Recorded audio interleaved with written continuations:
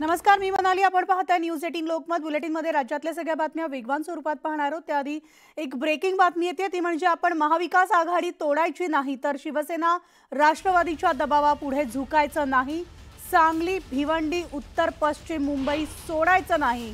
ईशान्य मुंबई, दक्षिण मध्य मुंबई सोडायचं नाही तर मैत्रीपूर्ण लढत करण्याची काँग्रेसची तयारी असल्याची सूत्रांनी माहिती दिली आहे. राज्यामधील प्रमुख काँग्रेस नेत्यांच्या बैठकीमध्ये हे निर्णय झालेत आणि निर्णयाबाबत काँग्रेस हायकमांडला माहिती दिलेली असून मैत्रीपूर्ण लढतीला हायकमांडचा हिरवा कंदील असल्याचं सूत्रांनी सांगितलंय.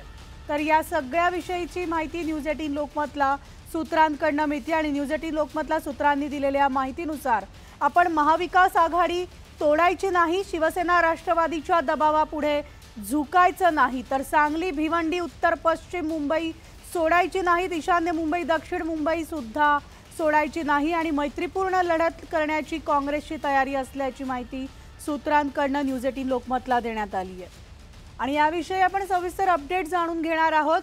आमचे प्रतिनिधी प्रशांत लीला रामदास आपल्यासोबत आहेत. प्रशांत, महाविकास आघाडी आपण तोडायची नाही आणि या सगळ्याचे सगळे अपडेट्स जे आहेत बैठकीमधले ते दिल्ली हायकमांडला देण्यात आलेत आणि तिथून हिरवा कंदील मिळालाय.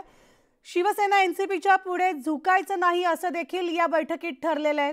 काय नेमके अपडेट्स आहेत बैठकीमध्ये, नेमकं काय शिक्कामोर्तब झालंय? मनाली, महत्त्वाचं म्हणजे जर बघितलं ज्या पद्धतीनं माहिती मिळते, विश्वसनीय सूत्रांची माहिती आहे, काँग्रेसच्या हायकमांडच्या जे विश्वसनीय सूत्र आहे त्यामध्ये आम्हाला माहिती मिळालेली आहे.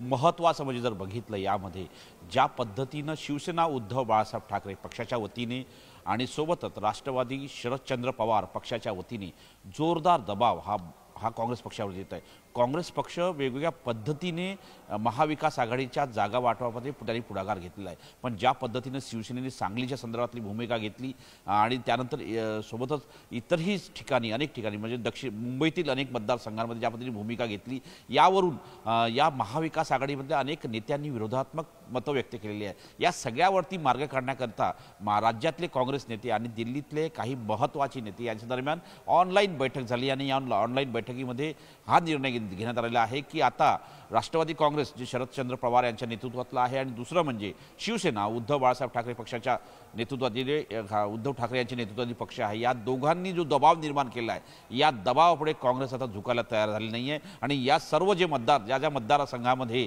खास करून यांनी आपले म्हणजे राष्ट्रवादी काँग्रेस पक्षाने असो किंवा मग सोबतच शिवसेनेच्या वतीने असो, या दोघांनीही जे आपले उमेदवार उभे केलेले आहेत त्या उमेदवारांसोबत मैत्रीपूर्ण लढत लढायची अशा प्रकारची माहिती पुढे आली आणि त्यासाठी हायकमांडने हिरवा कंदील दिला आहे.